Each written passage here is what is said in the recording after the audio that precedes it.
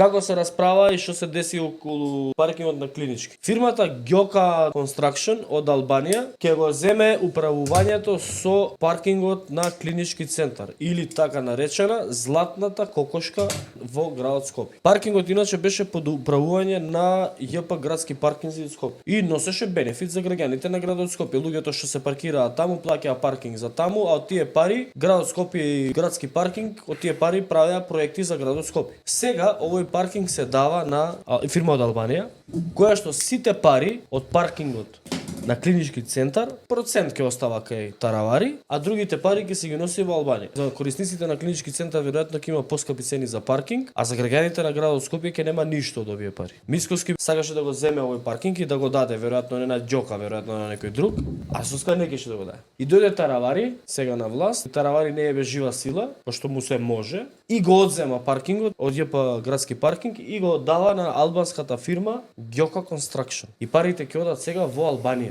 Патриотски многу, нели многу патриотски?